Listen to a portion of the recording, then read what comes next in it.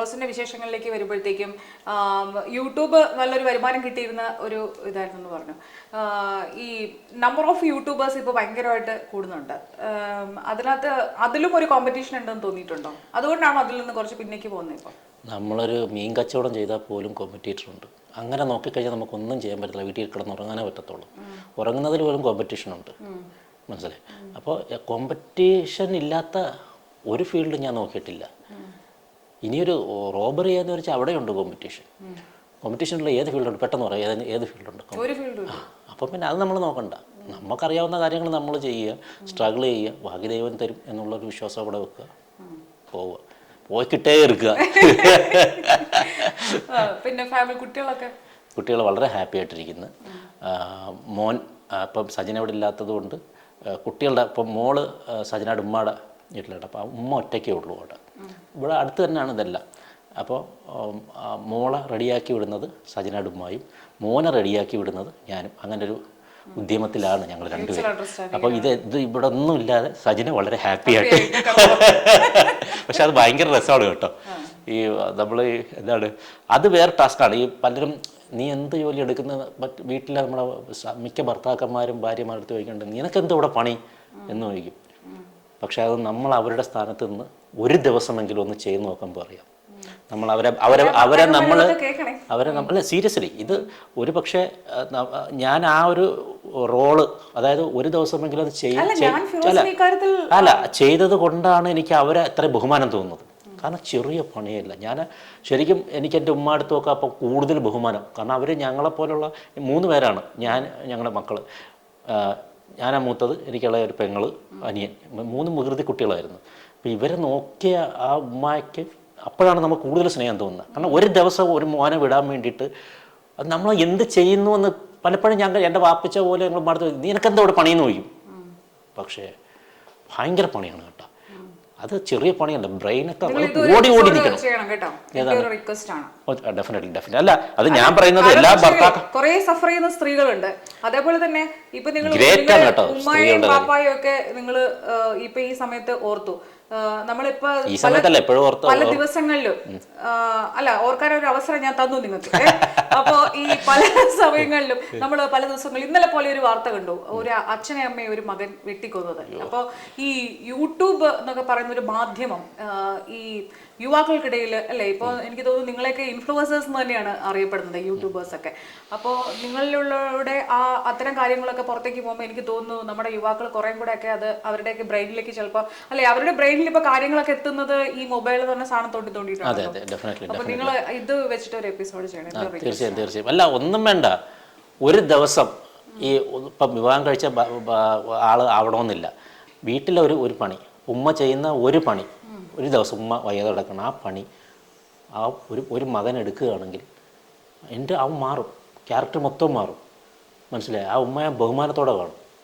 ഉമ്മ എന്നല്ല, എല്ലാ സ്ത്രീകളെയും ബഹുമാനിക്കും. അങ്ങനെ ഒരു ദിവസം ഒരു പണി കൊടുത്തു നോക്കെ ഞാൻ ചലഞ്ച് ചെയ്യുന്നു, ഉറപ്പായിട്ട് മാറും.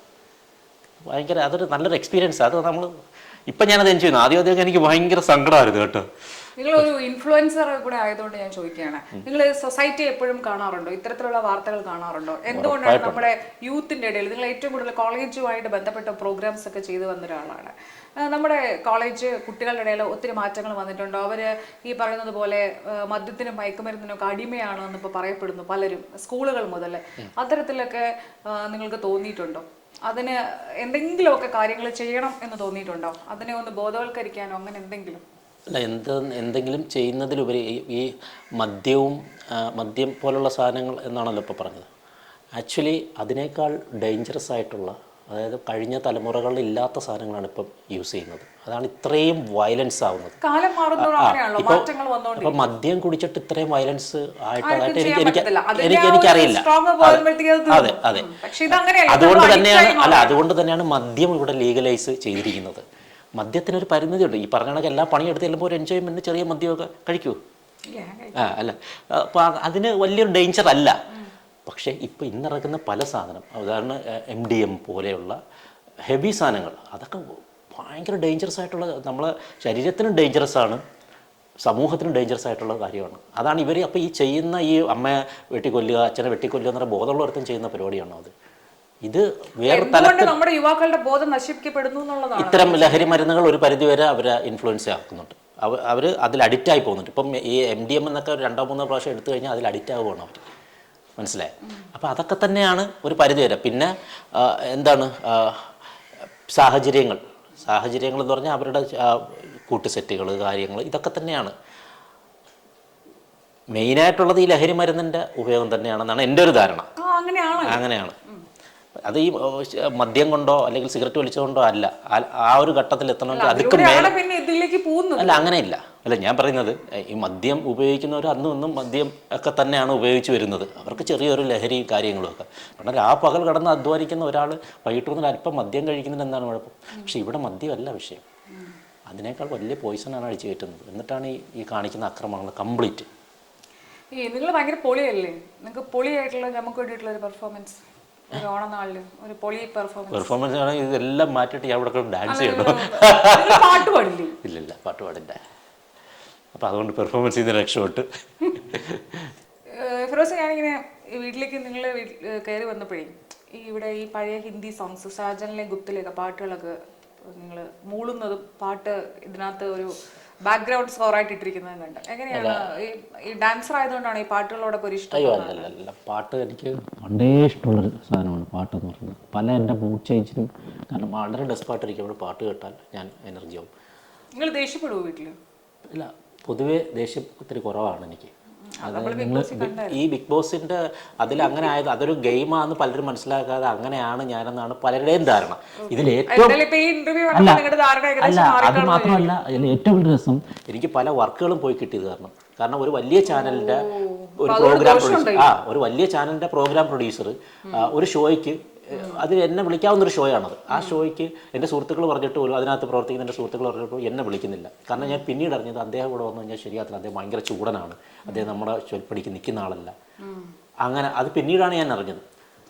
അങ്ങനെ അല്ല, ഗുണവുമുണ്ട് ദോഷങ്ങളുണ്ട്. ഇൻഡസ്ട്രി പലരും വിചാരിച്ചിരിക്കുന്നത് ഞാൻ ഭയങ്കര ചൂടനാണ്, കറക്റ്റ് സമയത്ത് എത്തില്ല, തലവേദനയാണെന്നുള്ളത്. പക്ഷേ ഇതിൻ്റെ നേരെ ഓപ്പോസിറ്റാണ്. ഞാൻ 7 മണി എന്ന് പറഞ്ഞാൽ 6:45 എത്തുന്ന ഒരാളാണ് സെറ്റിൽ. അപ്പോൾ അത്ര, കാരണം ഞാൻ വർക്ക് ചെയ്ത ആൾക്കാരുടെ അടുത്ത് ചോദിച്ചാൽ അത് മനസ്സിലാവും. ഈ വർക്ക് മാന്യനായ, വളരെ ഞാൻ പറഞ്ഞേക്കാം വളരെ മാന്യനായ, സൽസ്വഭാവിയായ, വളരെ കൈൻഡ്നെസ് ഉള്ള ഒരു മനുഷ്യരാണ്. Thank you. പിന്നെ ഈ കാസറ്റ് എന്ന് പറഞ്ഞാൽ ഞാൻ പണ്ടേ പാട്ട് കേൾക്കുമെന്ന് പറഞ്ഞല്ലോ. അപ്പോൾ എൻ്റെ ഒരു നമ്മളൊക്കെ ഒരു നല്ല ടൈം എന്ന് പറയുന്നത് എത്രയാണ്, 15-16 വയസ്സൊക്കെ ആയിരിക്കുമല്ലോ. അപ്പോൾ ആ സമയത്തൊക്കെ കാസറ്റാണ് ആ സമയത്തുള്ളത്, കാസറ്റ്. അപ്പോൾ അന്ന് ഞാൻ മാസ്റ്റർ കാസറ്റ് മേടിക്കുന്നത്. ഹിന്ദി പാട്ടുകളാണ് കൂടുതൽ കേൾക്കുന്നത്. ഈ സാജൻ, സടക്ക്, ആഷിഖ് ഇങ്ങനെയൊക്കെ തുടങ്ങിയതിൻ്റെ മാസ്റ്റർ. അപ്പോൾ ഈ മാസ്റ്റർ കാസറ്റ് മേടിക്കാൻ കാര്യം ഇതിൻ്റെ ബാക്കിൽ തന്നെ ആരാണ് പാടിയത്. അന്ന് ഇതേ കണക്ക് നമുക്ക് സെർച്ച് ഗൂഗിളോ അങ്ങനെയുള്ള സാധനങ്ങളില്ല ഇത് കണ്ടുപിടിക്കാൻ വേണ്ടിയിട്ട്. അപ്പോൾ അന്ന് എനിക്ക് പാടിയത് ആരാണ്, ആ പാട്ടിൻ്റെ ഫുൾ ഡീറ്റെയിൽ ആണ്, മ്യൂസിക് ചെയ്ത ആരാണ്, ലിറിക്സ് ആരാണ്, അങ്ങനെയൊക്കെ. പിന്നെ അത് കാണാനും ഒക്കെ ഒരു ഭംഗിയാണ്. പിന്നെ ഭയങ്കര ക്വാളിറ്റിയാണ് മാസ്റ്റർ. അപ്പോൾ അത്രയും ക്വാളിറ്റിയോടാണ് ഞാൻ പാട്ട് ചെയ്തത്. പാട്ടിന് വേണ്ടി ഏറ്റവും കൂടുതൽ സമയം സ്പെൻഡ് ചെയ്ത ഒരാളാണ്. അപ്പോൾ എൻ്റെ കയ്യിലുള്ള കളക്ഷൻസ് എന്ന് പറഞ്ഞാൽ പാട്ട് ഞാൻ കേട്ട കളക്ഷൻസാണ്. അപ്പോൾ അത് എനിക്ക്, ഞാൻ എൻ്റെ കൂടെ ജീവിച്ചതും എൻ്റെ നല്ല കാലത്ത് നല്ല ഓർമ്മകൾ തന്ന സാധനങ്ങളൊക്കെ ഞാൻ എപ്പോഴും എൻ്റെ കൂടെ തന്നെ കരുതും. ടേപ്പ് റെക്കോർഡ് ആയിക്കോട്ടെ, ഓഡിയോ, അങ്ങനെയുള്ള ഒരുപാട് സാധനങ്ങളുണ്ട്. പിന്നെ ബുക്സിൻ്റെയും കളക്ഷൻസ് ഉണ്ട്. പക്ഷേ ബുക്സ് കുഴപ്പമില്ലാതെ വായിക്കും. നന്നായിട്ടെന്നല്ല. അപ്പം അവസാനം വായിച്ചത് ആരാച്ചാർ എന്ന് പറഞ്ഞ മീരയുടെ, അത് വായിച്ചുകൊണ്ടിരിക്കുകയാണ് ഇപ്പോൾ. അപ്പോൾ അങ്ങനെ പഴയ പോലെ സമയം ബുക്കിന് വേണ്ടിയിട്ട് മാറ്റിവെക്കാൻ പറ്റുന്നില്ല എന്നുള്ളതാണ്. അപ്പോൾ ഇങ്ങനെയൊക്കെയാണ് ബുക്സിൻ്റെ സാധനം. പിന്നെ CDs, കാസറ്റ്, ഇതിൻ്റെയൊക്കെ കളക്ഷൻസ് ഇപ്പോഴും ഉണ്ട്. പാട്ടുകൾ ഇപ്പോഴും ഭയങ്കര ഇഷ്ടമാണ്. വീട്ടിൽ ആർക്കെങ്കിലും കലാവാസന ഉണ്ടായിരുന്നു? എങ്ങനെയാണ് ഈ ഒരു ഇതിലേക്ക് വന്നത്? ഈ ഡാൻസും പാട്ടും ഒക്കെ ഇഷ്ടപ്പെടാൻ കാരണം എങ്ങനെയാണ്? വീട്ടിൽ കലാവാസനയേക്കാൾ അവർ കലയെ പ്രോത്സാഹിപ്പിക്കുന്നവരാണ്. പിന്നെ എല്ലാവരും അത്യാവശ്യം വീട്ടിൽ സിനിമ കാണുകയും ഏതൊരു പ്രണയിക്കുന്നവരാണ് വീട്ടിലുള്ളത്. അതെ, ഏതൊരു പ്രോഗ്രാം വന്നാലും, അപ്പം ഒരു സ്റ്റേജ്, അന്ന് ഈ ഓണപരിപാടിക്ക് ഒരുപാട് സ്റ്റേജിനകത്ത് കണക്ക് ടീ റൂമിലല്ലല്ലോ എല്ലാവരും, സ്റ്റേജ് ഇവന്റ് ക്ലബ്ബുകളുണ്ട്. അപ്പം നമ്മുടെയൊക്കെ വീടിൻ്റെ അടുത്ത് ഒരുപാട് ക്ലബ്ബും കാര്യങ്ങളും. അവിടെയൊക്കെ എന്നെ ഒരുക്കിക്കൊണ്ട്, ഉമ്മയുടെ അനിയത്തിമാരൊക്കെ എന്നെ ഒരുക്കിക്കൊണ്ട് പോയി ഡാൻസിന്, പാട്ടൊക്കെ ഡാൻസ് ഇട്ട്, ഞാൻ കൊച്ചിലെ ഡാൻസും കാര്യങ്ങളും. അപ്പോൾ ഇവരുടെ ഒരു പ്രോത്സാഹനം ഭയങ്കരമാണ്, മനസ്സിലായി. അപ്പം അങ്ങനെ ആ ഒരു പ്രോത്സാഹനമുണ്ട്. അല്ല വീട്ടിൽ നിങ്ങൾ ഈ ഒരു നിലയിൽ എത്തിയപ്പോഴും ബിഗ് ബോസിലൊക്കെ നിങ്ങളെ കാണുമ്പോഴത്തേക്കൊക്കെ അവർ സന്തോഷമാണ്, അവർക്ക് ഭയങ്കര സന്തോഷമാണ്. പിന്നെ എൻ്റെ പെങ്ങൾ സ്കൂളിലൊക്കെ തലങ്ങളിൽ ആൾ നല്ലൊരു പഠിപ്പിസ്റ്റാണ്, ഡാൻസും ഒക്കെ ചെയ്യുന്നത്. അനിയൻ ഒരു കലാകാരനാണ്, അവനും പഠിപ്പിസ്റ്റാണ്. ഞാനുള്ള പഠിപ്പിസ്റ്റ് അല്ലാതെ കല മാത്രമാക്കിയിട്ടുള്ളത്. അനിയൻ പിന്നെ എൻജിനീയറാണ്. ഇപ്പോൾ അത് കൂടാതെ തന്നെ ഇപ്പോൾ ആൾ ട്രിവാൻഡ്രത്തുണ്ട്, ILTCയുടെ ടീച്ചറാണ്. പെങ്ങൾ ടീച്ചറാണ്, ഫ്രഷി പെങ്ങളുടെ പേര്. അനിയൻ്റെ പേര് ഫിർദൗസ്. ഞങ്ങൾ 3 പേരാണ്. ഏറ്റവും ഇളയതാണ് അനിയൻ. ഫിറോസിന്റെ മക്കൾ 2 പേര്. അപ്പോൾ അങ്ങനെ ഇരിക്കുന്നു അതിൻ്റെ കാര്യങ്ങൾ. നിങ്ങൾ ദൈവവിശ്വാസിയാണോ? അത് വലിയൊരു കഥയാണ്. ഞാൻ ആക്ച്വലി കുട്ടിക്കാലം മുതലേ ഭയങ്കര ദൈവവുമായി ഏറ്റവും അടുത്ത് നിൽക്കുകയും ഞാൻ ഈ കലയ സംഭവങ്ങളൊക്കെ ഉണ്ടെങ്കിൽ ഇപ്പം നമുക്ക് നോമ്പ് എന്ന് പറഞ്ഞ സംഭവമൊക്കെ ഉണ്ടല്ലോ, അത് 30 നോമ്പും ഞാൻ എടുക്കും. ആ സമയത്ത് ഫുൾ ടൈം പള്ളിയിൽ തഹ്ജുദ് എന്ന് പറഞ്ഞിട്ട് ഏർലി മോർണിങ്ങിലുള്ള നമസ്കാരം വരെ നമസ്കരിക്കും. പിന്നെ ബാക്കിയുള്ള ദിവസം 5 നേരം അല്ലെങ്കിലും എല്ലാ ഫ്രൈഡേയും നമസ്കരിച്ച് ഇങ്ങനെ പോയിക്കൊണ്ടിരിക്കുന്ന ഒരു ജേണിയിൽ ഒരു സുപ്രഭാതത്തിൽ വന്നിട്ട് പലരുടെയും വാക്കുകളും പല കാര്യങ്ങളും ചിന്തിച്ചു തുടങ്ങിയപ്പോഴത്തേക്ക് എനിക്കൊരു ചെറിയ കാരണം എനിക്ക് ചോദിക്കുന്ന ഉത്തരങ്ങൾ കിട്ടുന്നില്ല. കാരണം എൻ്റെ ചോദ്യങ്ങൾക്കുള്ള ഉത്തരങ്ങൾ പലകാരുടെ ഇപ്പോൾ മൈത്രേനെ പോലുള്ളവരുടെയൊക്കെ സ്പീച്ചൊക്കെ കേൾക്കുമ്പോഴും കുറേ അവരുടെ ഭാഗത്ത് ശരിയുണ്ടെന്നുള്ളതൊരു തോന്നലും. അപ്പം കൂടുതൽ എന്താണ് കാരണം ഞാൻ പറഞ്ഞു കേട്ട കാര്യങ്ങൾ വെച്ചിട്ടാണല്ലോ മുന്നോട്ട് പോയത്, അല്ലെ എൻ്റെ പാപ്പായുമായി പഠിപ്പിച്ച കാര്യങ്ങൾ വെച്ചാണ് ദൈവവിശ്വാസത്തിലേക്ക് വന്നത്.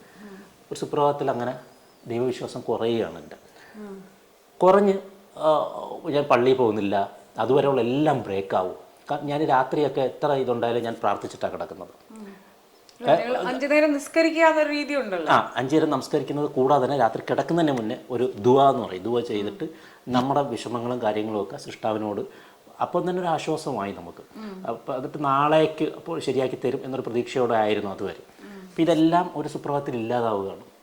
അതായത് ഞാൻ ചോദിക്കുന്ന ചോദ്യങ്ങളുടെ ഉത്തരങ്ങളും കാര്യങ്ങളും ഒന്നും കിട്ടുന്നില്ല. പല പല സ്പീച്ചുകൾ കേൾക്കുമ്പോൾ അവർ പറയുന്ന മൈത്രനെ പോലുള്ള ആൾക്കാരുടെ സ്പീച്ചുകൾ അത് പറയുന്നത് അവർ പറയുന്നത് ശരിയാണല്ലോ.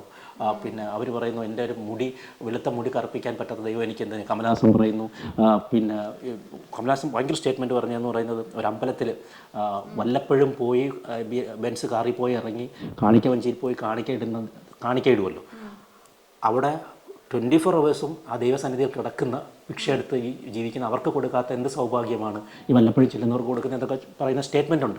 അപ്പോൾ ഞാൻ ചോദിച്ചു അത് ശരിയാണല്ലോ, അവിടെ ഭിക്ഷ എടുത്ത് ജീവിക്കുന്ന അവർക്കാണല്ലോ ദൈവം ഫസ്റ്റ് സൗഭാഗ്യങ്ങൾ കൊടുക്കേണ്ടുള്ളത്. വല്ലപ്പോഴും ഇങ്ങനെയൊക്കെ ചോദിച്ചു ഇങ്ങനെയൊക്കെയുള്ള ചിന്തകൾ വെച്ചിട്ട് ഞാനും ഒന്ന് അകന്നായിരുന്നു ദൈവത്തിൽ നിന്ന്. പക്ഷേ പിന്നീട് ഞാൻ മുന്നോട്ട് പോകുമ്പോൾ എൻ്റെ ലൈഫ് അങ്ങ് എം ടി ആവുകയാണ്. എം ടി ആന്ന് പറഞ്ഞാൽ അത്രയും നാൾ ഞാൻ അതായത് എനിക്ക് പറയാൻ എൻ്റെ ദുഃഖങ്ങൾ പറയാൻ ഈ ലോകത്ത് നമ്മളൊരു കാര്യം മനസ്സിലാക്കുക, ഏറ്റവും വലിയ ദുഃഖങ്ങളൊന്നും ആരോടൊപ്പം നമുക്ക് മനുഷ്യരായിട്ട് നമുക്ക് ഷെയർ ചെയ്യാൻ പറ്റത്തില്ല. അത് പിന്നീട് നമുക്ക് തന്നെ ഭാരമായിട്ട് ഉറപ്പായിട്ടും വരും. കാരണം നമ്മൾ അനുഭവിക്കുന്ന കാര്യങ്ങളല്ല അവരനുഭവിക്കുന്നത്. അതേ അനുഭവം അവർക്ക് ഉണ്ടായാൽ മാത്രമേ ആ ഫീലിങ്സ് വരത്തുള്ളൂ. ഒരിക്കലും നമ്മൾ അതേ അനുഭവം എല്ലാവർക്കും ഉണ്ടാവില്ല. മനസ്സിലായി? നമ്മളുടെ അനുഭവം എന്ന് പറയുന്നത് നമ്മളുടെ മാത്രമാണ്. അപ്പോൾ അതുവരെ വല്ലാത്ത ഒരു അതായത് എനിക്കൊരു ആശ്വാസം ഉണ്ടായിരുന്നു ദൈവത്തോട് ഇതൊക്കെ പറയുമ്പോൾ. പിന്നീട് അങ്ങോട്ട് ഞാൻ ദുഃഖങ്ങൾ ഇപ്പോൾ നമുക്ക് വേണ്ടപ്പെട്ടത് ഷെയർ ചെയ്താൽ പോലും അവർ 2 ദിവസം കഴിഞ്ഞപ്പോൾ അതങ്ങ് മറക്കും. ആശ്വാസമോ അപ്പോൾ ഒന്ന് ആശ്വാസം, പക്ഷേ എനിക്ക് ആ വേണ്ട സാധനം കിട്ടുന്നില്ല. അപ്പോൾ ഞാൻ തന്നെ ആയിരിക്കും ഞാനൊരു മൃഗത്തിനെ പോലെ അപ്പോൾ ജീവിച്ചു പോകുന്നത്. അതായത് മൃഗങ്ങൾക്ക് ആണല്ലോ ഇങ്ങനെയുള്ള ഒന്നുമില്ല, അത് ദൈവം ഇല്ല, ഒന്നുമില്ല. അവർ തിരിച്ചറിവില്ലാത്തൊരു സാധനമാണല്ലോ. നമുക്ക് തിരിച്ചറിവുണ്ട്, 5ാമത്തെ അറിവ് തിരിച്ചറിവുള്ളവരാണ് നമ്മൾ. പക്ഷെ അവർക്ക് അപ്പം മൃഗത്തെ പോലൊരു ജീവിതം പോലെ എനിക്ക് ഫീൽ ചെയ്തു. പിന്നെ അങ്ങോട്ട് എനിക്ക് ഭയങ്കര ഇതായിരുന്നു. അതായത് പിന്നെ അവിടുന്ന് പതിയെ ഞാൻ എൻ്റെ റൂട്ടിലേക്ക് വന്നു. അതായത് ആ ദൈവത്തിലേക്ക് വന്നപ്പോഴത്തേക്ക് എനിക്ക് കുറേ ആശ്വാസങ്ങളും ഇപ്പം ദുഃഖങ്ങളും ഉണ്ട് എന്നുള്ളത്. പക്ഷെ ആ ദുഃഖങ്ങൾ നമുക്ക് നാളെ അത് ശരിയാകും എന്നുള്ളൊരു വിശ്വാസം ഇപ്പം നല്ല അതേ പഴയ രീതിയിൽ തന്നെ ഇപ്പോൾ ദൈവവിശ്വാസമുണ്ട്. അതുകൊണ്ട് ഇപ്പം ദൈവത്തെ മറന്നിട്ടുള്ള ഒരു കളിയുമില്ല. അതെൻ്റെ അനുഭവം കൊണ്ടാണ്. ഇത് എൻ്റെ അനുഭവം മാത്രമാണ്. മറ്റൊരാൾക്ക് ഇങ്ങനെ ആവണമെന്നില്ല. ഇതിപ്പം വന്നു കഴിഞ്ഞാൽ ഇതിൻ്റെ കമൻറ്റ് പറയുന്ന ഒരുപാട് പേര് കാണും. മനസ്സിലായി? അതൊന്നും എനിക്ക് വിഷയമല്ല. എനിക്ക് എൻ്റെ മനോസുഖവും എൻ്റെ ഇതും എനിക്ക് വലുതാണ്. അപ്പോൾ യുക്തിവാദികൾ പറയുന്നത് കേൾക്കരുതെന്നാണ്. അല്ല, ഒന്നും പറയുന്നില്ല. അത് ഓരോരുത്തരെ ഡിപ്പെൻസ്, അത് ഓരോ വ്യക്തികൾ ഇതായിട്ടിരിക്കും. അപ്പോൾ എന്നെ സംബന്ധിച്ചെന്ന് പറഞ്ഞാൽ ഞാൻ എൻ്റെ അനുഭവത്തിൽ നിന്ന് എനിക്കിങ്ങനെയാണ്. എനിക്ക് ഏറ്റവും എൻഡ് ഓഫ് ദി ഡേ നമുക്ക് വേണ്ടത് മനസ്സമാധാനവും സന്തോഷവുമാണ്. അതെനിക്ക് ദൈവത്തെ സ്നേഹിക്കുന്നതിൽ നിന്ന് കിട്ടുന്നെങ്കിൽ പിന്നെ ഞാൻ എന്തിനാണ് ദൈവത്തെ കളയുന്നത്? ഞാൻ മറ്റുള്ളവർക്ക് ദൈവവിശ്വാസം ഭയങ്കര സംഭവം ഇങ്ങനെ പൊതുവെ അങ്ങനെയാണ് ഇവരൊക്കെ പറയുന്നത്.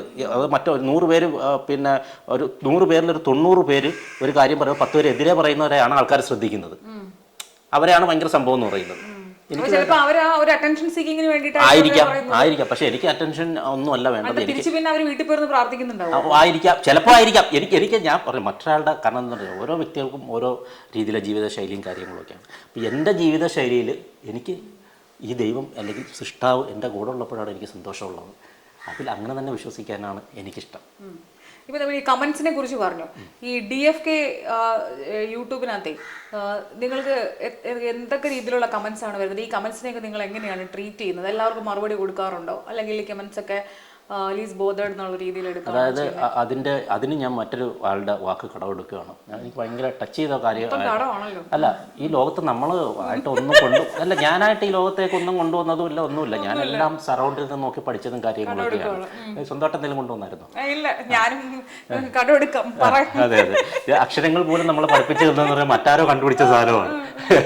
അപ്പോൾ തൊട്ടാവാടി എന്നൊരു സാധനമുണ്ട്. ടച്ച് മീ നോട്ട് എന്നല്ലേ, അതായത് എന്നെ തൊടരുത് എന്നാണ് പറയുന്നത്. പക്ഷെ നമ്മൾ അതിൽ തൊടുവല്ലോ. തൊടരുത്. ഈ തൊടരുത് വാടും. മനസ്സിലായി? തൊടും.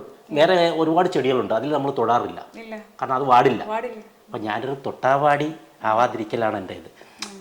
എൻ്റെ അടുത്ത് ഒരു കമൻറ്റ് പറയുമ്പോൾ ആ തൊട്ടാവാടിയെ പോലെ വാടിക്കഴിഞ്ഞാൽ കമൻറ്റുകൾ വന്നുകൊണ്ടേയിരിക്കും. അതുകൊണ്ട് മനസ്സിലാവുന്നുണ്ടോ അർത്ഥം? അപ്പൊ ഞാനൊരു തൊട്ടാവാടി ആവാൻ എനിക്ക് ആഗ്രഹമില്ല. അപ്പോൾ കമന്റ്സുകൾ വരുമ്പോൾ ഞാൻ ശ്രദ്ധിക്കാറ് പോലും ഇല്ല. അതുകൊണ്ട് തന്നെ കമന്റ്സുകൾ കുറവാണ്. ആദ്യമൊക്കെ ഭയങ്കര കമന്റ്സുകൾ വരും, പക്ഷേ ഞാൻ അതിന് ഉത്തരം കൊടുക്കാൻ നിന്നാൽ അത് ഇവൻ തൊട്ടാവാടി എന്നാൽ അവർ ഇവനെ തൊട്ടാ വാടും എന്നുള്ളത് അവർക്ക് മനസ്സിലാവുകയും ചെയ്യും. തത്വശാസ്ത്രം എന്നാണ് മനസ്സിലായത് ജീവിതത്തിൽ എന്നേ മനസ്സിലാക്കിയ കാര്യമാണ്. അതൊക്കെ എന്നേ മനസ്സിലാക്കി. ഞാൻ ഒരിക്കലും ഒരു കമന്റ് കേട്ടിട്ട് ദുഃഖിച്ചിരിക്കുന്ന ഒരാളല്ല. അതൊന്നും എനിക്കറിയത്തില്ല. അല്ല, ഞാൻ ഒരിക്കലും ഒരു കമന്റ് കേട്ടിട്ട് ഡെസ്പാവുന്ന കാര്യമുള്ള. എന്തുകൊണ്ടെന്നാൽ തോൽവിയിൽ നിന്ന് തന്നെയാണ് എൻ്റെ തുടക്കങ്ങൾ കംപ്ലീറ്റ് തോൽവിയിൽ നിന്ന് തുടങ്ങുന്ന ആളാണ്. 10ാം ക്ലാസ്സിൽ പോലും 8 നില പൊട്ടിയിട്ടാണ് പിന്നെ വിജയിച്ചത്. മനസ്സിലായി? അങ്ങനെ എൻ്റെ ജീവിതത്തിൽ കംപ്ലീറ്റ് തോൽവി. അപ്പം പിന്നെ എന്നെ എങ്ങനെ തോൽപ്പിക്കാനാണ്? 2 വാക്കുകൊണ്ട് തോൽപ്പിക്കുന്ന ജീവിതമേ തോറ്റ് പിന്നെ വിജയിക്കും, പിന്നെയും തോക്കും, പിന്നെയും വിജയിക്കും. അപ്പോൾ അതൊക്കെയാണ് എൻജോയ് ചെയ്യണം. അയ്യോ, ഇഷ്ടംപോലെ. അപ്പോൾ അങ്ങനെയുള്ള ഒരാളെടുത്ത് ഈ 4 കമൻറ്റ് വന്ന് ഡൗട്ട്, അതും ആ വ്യക്തിയുടെ ഇതിൽ പ്രൊഫൈലിൽ നിന്ന് പോലും ആയിരിക്കത്തില്ല വരുന്നത്. ഈ ശ്രദ്ധിക്കുക, കമൻറ്റ് പറയുന്ന ഒരുത്തൻ എന്നുള്ള ചങ്കുറ്റത്തോട് അവൻ്റെ പ്രൊഫൈലിൽ നിന്നല്ല വന്ന് കമൻറ്റ് പറയുന്നത്. ഈ തെറി വിളിക്കുന്നവർ അവൻ്റെ കമൻറ്റ് ഇതിൽ നിന്നല്ല വന്ന് പറയുന്നത്. അതൊരു ഡ്യൂപ്ലിക്കേറ്റ് ചെയ്തുണ്ടാക്കിയിട്ട് അതിനുപോലെ വ്യക്തിത്വം ഇല്ലാത്ത ഒരുത്തൻ വന്ന് കമൻറ്റ് പറയുമ്പോൾ നമ്മൾ അതും കേട്ട് ദുഃഖിച്ചിരിക്കേണ്ട വല്ല കാര്യമുണ്ട്? ഒരു കാര്യമില്ല. അല്ലെങ്കിൽ ഞാൻ അങ്ങനെ ഒരു സംഭവമേ എനിക്കില്ല. നിങ്ങളുടെ ഈ ഊർജ്ജസ്വലത മുന്നോട്ടുള്ള നിങ്ങളുടെ പ്രയാണത്തിൽ ഉണ്ടാവട്ടെ എന്ന് ആശംസിക്കുകയാണ്. ഒമർ ലുലുവിന്റെ സിനിമയിൽ നിങ്ങൾ ഒരു തിളങ്ങുന്ന ക്യാരക്ടർ ചെയ്യട്ടെ. എന്നിട്ട് ഞാൻ വീണ്ടും ഇന്റർവ്യൂവിന് വരും നിങ്ങളുടെ അടുത്ത്. ഓക്കെ? അപ്പോൾ എന്തായാലും നമുക്ക് കുറച്ച് കാര്യങ്ങളൊക്കെ പൊളിക്കാൻ വേണ്ടിയിട്ട് പൊളിഫിറോസ് സമയം തന്നിരുന്നു. അപ്പോൾ ഏകദേശം ആ സമയമൊക്കെ നമ്മളിപ്പോൾ വൈൻഡപ്പ് ചെയ്യാണ്. Anyway, wish you all best. Thank you. Again ഒരു happy Onam. Same to you. Thank you so much. നല്ലൊരു ഇൻ്റർവ്യൂ ആയിരുന്നു. വളരെ ഹാപ്പി. അപ്പോൾ ഈ ചാനലിന് വേണ്ട എല്ലാവിധ ഭാവങ്ങളും നൽകുന്നു. ചാനലിലെ ക്രൂസിനും ഇതിൻ്റെ വ്യൂവർഷിപ്പിനും ഹാപ്പി ഓണം.